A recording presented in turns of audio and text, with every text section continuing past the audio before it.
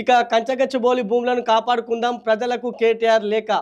నిన్న కేటీఆర్ అయితే అటు విద్యార్థులకు మేధావులకైతే ఒక లేఖ అయితే రాశారు. ఆ లేఖలో ఏందంటే కంచగచ్చిబౌలి భూములను పర్యావరణ విధ్వంసం చేస్తున్నారు రేవంత్ రెడ్డి. అక్కడ దాన్ని కాపాడుకుందాం, అందరం కలిసి పోరాడదాం, అదేవిధంగా విద్యార్థుల ఆందోళనకు తాము అండగా ఉంటామంటూ కూడా కేటీఆర్ ఆ విద్యార్థి లోకానికి అదేవిధంగా మేధావి వర్గానికి కూడా నిన్న బహిరంగ లేఖ అయితే రాశారు. ఇక ప్రస్తుతం ఈ అంశంపై అయితే ఈ అంశం కోర్టు పరిధిలో ఉంది. కోర్టు ఇప్పటికే స్టే విధించింది. అక్కడ ఎటువంటి పనులు చేపట్టొద్దని కోర్టు మొన్ననే సుప్రీంకోర్టు కూడా స్టే విధించింది. దీనికి సంబంధించి ఇంకా తుది నిర్ణయం అయితే సుప్రీంకోర్టు నుంచి వెలువడాల్సి ఉంది. అయితే ఈ క్రమంలోనే నిన్న కేటీఆర్ అటు విద్యార్థి లోకంతో పాటు మేధావి వర్గానికి కొన్ని కీలక లేఖలో కీలక వ్యాఖ్యలు అయితే చేశారు. అందులో మేము అండగా ఉంటాం, తమ పార్టీ అక్కడ ఒకవేళ తాము అధికారంలోకి వచ్చాక కూడా అక్కడ ఎకో పార్క్ ఏర్పాటు చేస్తామంటూ కూడా ఆయన చెప్పుకొచ్చారు. ఏదైనా పర్యావరణ విధ్వంసాన్ని ప్రతి ఒక్కరూ అడ్డుకోవాల్సిన అవసరం ఉందని కూడా ఆయన లేఖలో ప్రస్తావించారు.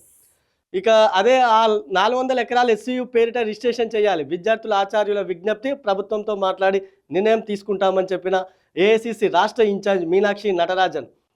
యాక్చువల్గా ఈ ఏఐసిసి ఇష్యూపై కాంగ్రెస్ హైకమాండ్ కూడా ఫోకస్ చేసింది. దీనికి సంబంధించి ఏఐసిసి రాష్ట్ర ఇన్ఛార్జ్గా ఉన్నటువంటి మీనాక్షి నటరాజన్ 2 రోజులుగా అటు రాష్ట్రానికి వచ్చి దీనిపై సమీక్షలు కూడా నిర్వహిస్తున్నారు. అటు పార్టీ ప్రతినిధులతో అదేవిధంగా ప్రభుత్వ పెద్దలతో కూడా ఆమె సమీక్ష, మంత్రుల కమిటీతోనూ ఈమె ఆల్రెడీ భేటీ అయ్యి దీనికి సంబంధించి ఎస్యూ అసలు ఏం జరిగింది, భూములు ఎక్కడివి, ఆందోళనకు సంబంధించిన అంశాలపై కూడా ఆమె ఆరా తీశారు. అయితే మంత్రుల కమిటీ మీనాక్షి నటరాజన్ చెప్పింది ఏంటంటే అది ప్రభుత్వ భూమి, ఎస్సీయూ భూమి కాదు, ఎస్సీయూ భూమి అంగుళం కూడా ప్రభుత్వం తీసుకోవడం లేదు, సుప్రీంకోర్టులో పోరాడి ఆ భూములను ప్రభుత్వం దక్కించుకుంది, తాము అభివృద్ధి పేరిట అక్కడ ఆ కార్యక్రమాలు నిర్వహించేందుకు తలపెట్టాము ఆ భూమిని, అందుకే అక్కడ చదును చేస్తున్నాం. అయితే ఈ క్రమంలోనే ఆందోళన చెలరేగాయి, విపక్షాలు కుట్ర పన్ని ఈ ఆందోళన తెర మీద తీసుకొచ్చాయని కూడా మంత్రుల కమిటీ బట్టి విక్రమార్క అదేవిధంగా పొంగులేటి శ్రీనివాసరెడ్డి ఉన్నటువంటి మంత్రుల కమిటీ మీనాక్షి నటరాజన్కు చెప్పాయి. అయితే దీనిపై అటు ప్రభుత్వం కూడా గట్టి వాదనలు వినిపించాలంటూ కూడా మీనాక్షి నటరాజన్ సూచించిన పరిస్థితి ఉంది.